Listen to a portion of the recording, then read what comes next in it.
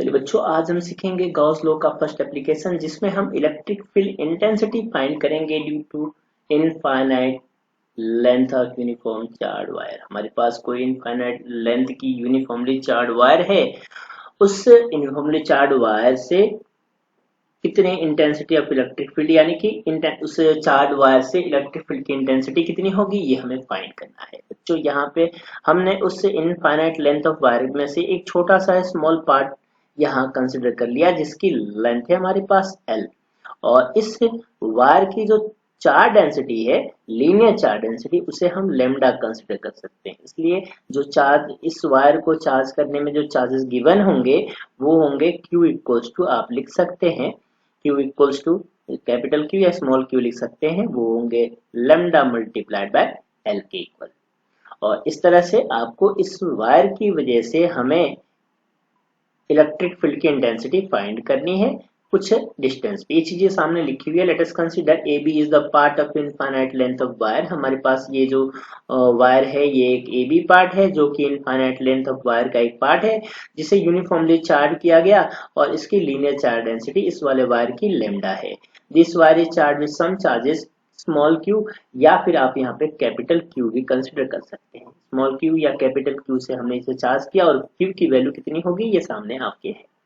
We have to find electric field intensity at point P। अब ये point P कहाँ होगा, ये आपको सामने वाले डायग्राम देखने से पता चलेगा, बट आपको ये ध्यान रखना है कि P पॉइंट पे आपको इलेक्ट्रिक फील्ड की इंटेंसिटी को फाइंड करना है। Suppose perpendicular distance of wire, इस वायर से परपेंडिकुलर कोई डिस्टेंस होगा, और परपेंडिकुलर डिस्टेंस होगी वो r, और इसी पॉइंट पे एक पॉइंट होगा P, इसी लाइन पे एक पॉइंट P होगा, जिस पे हमें इलेक्ट्रिक फील्ड की इंटेंसिटी को फाइंड करना है। इमेजिन कर लेते हैं कि ये जो हमारे पास वायर है, इस वायर की वजह से जो गॉसियन सरफेस होगा वो एक सिलिंड्रिकल शेप में होगा, और इस सिलिंड्रिकल शेप को, यानी कि जो गॉसियन सरफेस है, इसे हम तीन पार्ट में डिवाइड करेंगे, जिसे हम S1, S2 और S3 का नाम देंगे। ये हमारे पास वायर है, इसी वायर को हमने यहाँ ड्रॉ कर रखा है। ये वायर, ये वही वायर है जिसको हमने यहाँ ड्रॉ कर रखा है। ये भी चार्ट है और ये भी चार्ट है।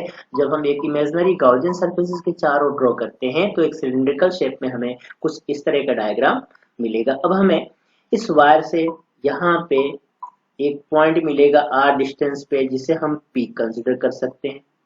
इस वायर से परपेंडिकुलर डिस्टेंस r पर भी हमें वही पॉइंट मिलेगा P, हम यहाँ P कंसिडर कर सकते हैं।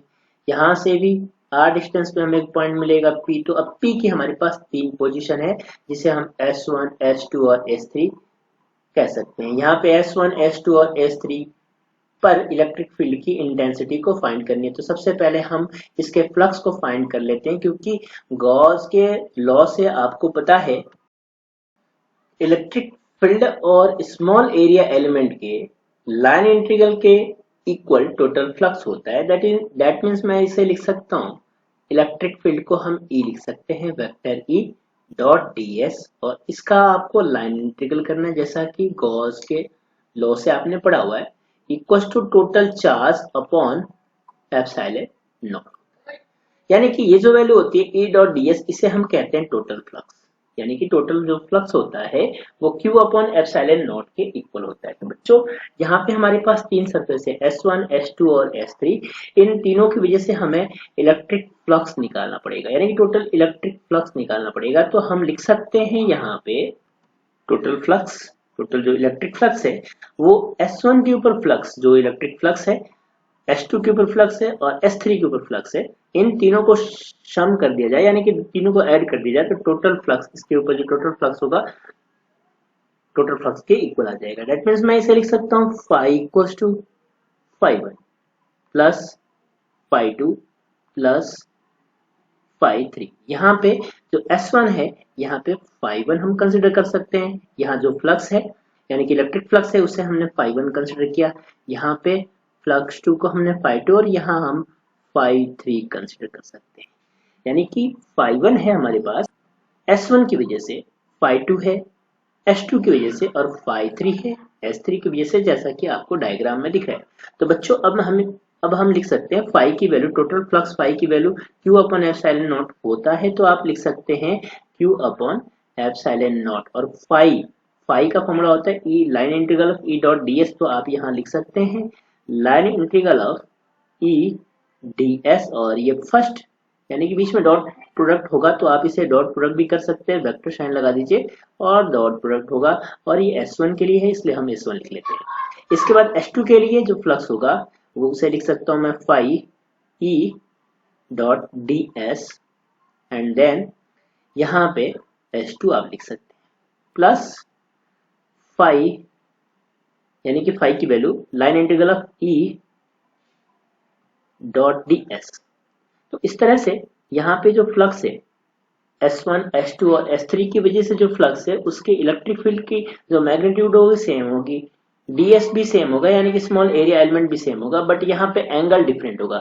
अब एंगल की बात क्यों कर रहा हूँ, क्योंकि यहाँ पे डॉट प्रोडक्ट है और डॉट प्रोडक्ट को जब अब हम करेंगे आगे डॉट प्रोडक्ट करेंगे तो यहाँ पे cos थीटा आएगा और cos थीटा में जो एंगल है थीटा उसी पे इनके फ्लक्स की वैल्यू डिपेंड करेगी। तो इस तरह से हम इसे लिख सकते हैं Q अपॉन एप्सिलॉन नॉट और इसे आप लिख सकते हो फाई। S1 पे जरा गौर करते हैं, S1 ये रहा जहां पे ये जो डायरेक्शन आपको दिख रही है ये है डायरेक्शन ds और यहाँ इलेक्ट्रिक फील्ड ये प्लस का चार्ज है तो इलेक्ट्रिक फील्ड की डायरेक्शन इस तरफ होगी। तो इस तरह इलेक्ट्रिक फील्ड और ds के बीच में ये जो थीटा 1 बनेगा यहाँ पे वो होगा 90 डिग्री। तो ये चीजें क्लियर होगी। इसके बाद आप इस पॉइंट पे देखिए यहाँ भी P लिखा हुआ, इस पॉइंट पे भी ये जो लाइन है ये इलेक्ट्रिक फील्ड को यदि रिप्रेजेंट कर रही है तो ये जो लाइन है ये ds को रिप्रेजेंट करेगी और इस तरह से इनके बीच में दोनों की डायरेक्शन सेम है तो डायरेक्शन ये भी बाहर की तरफ है। यहाँ भी आप देख सकते हैं ये गाउसियन सरफेस जो है वो बाहर की तरफ ही होगा इसलिए इसका जो ds की जो डायरेक्शन होगी वो भी बाहर की तरफ होगी। तो इलेक्ट्रिक फील्ड और ds के बीच में यहाँ θ2 0 डिग्री बनेगा। इस तरह से यहाँ पे ds की डायरेक्शन ये वर्टिकली डाउनवर्ड है और यहाँ पे इलेक्ट्रिक फील्ड की डायरेक्शन इस तरफ होगी। तो इस तरह से इलेक्ट्रिक फील्ड और ds के बीच में S3 पर थीटा इक्वल्स टू यानी कि θ3 इक्वल्स टू आप लिख सकते हैं 90 डिग्री।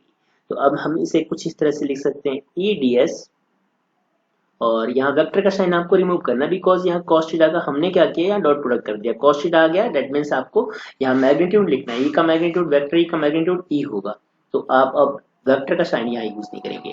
इसके बाद line integral E ds cos theta, चूंकि यहाँ पे थीटा दोनों में सेम हो रहा है इसलिए हम इसको θ1 कंसिडर कर लेते हैं, θ1 कंसिडर कर लेते हैं, इसे हम θ2 कंसिडर कर लेते हैं और तीसरा ये जो S3 के लिए है इसकी आप फ्लक्स यानी कि E ds को लिखोगे कुछ इस तरह से E ds cos θ3।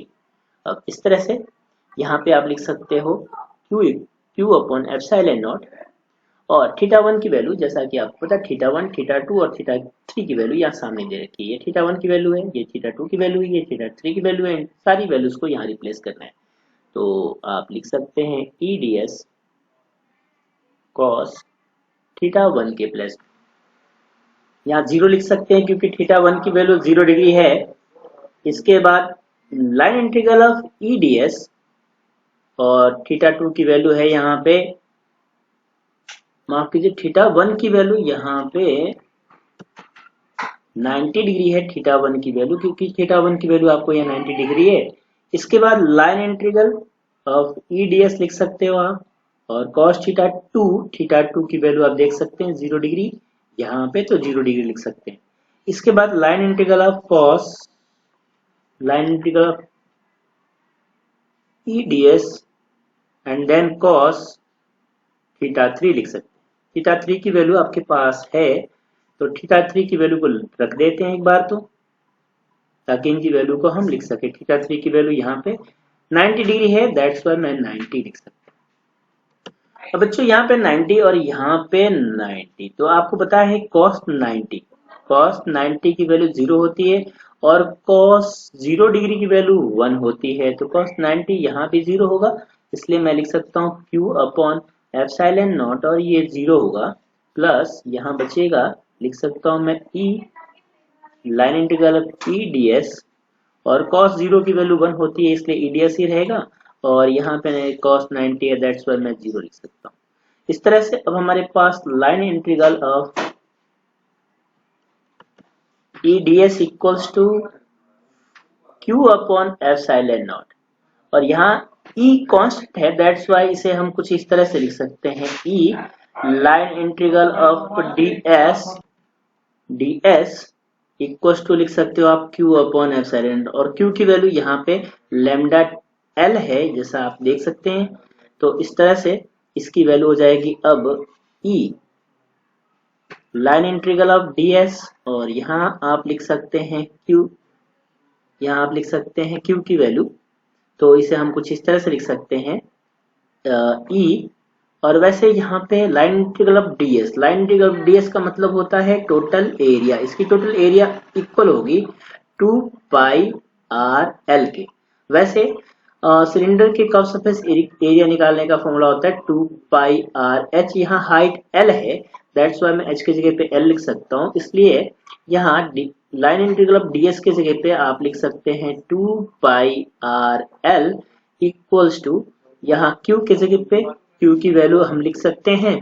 तो Q की जगह पहले यहाँ 2 पाई आर एल लिख सकते हैं, और Q की जगह पे लेमडा एल लिख सकते हैं। देन एप्सिलॉन नॉट अपॉन में लिख सकते हैं, लेमडा एल से एल कैंसिल कर सकते हैं।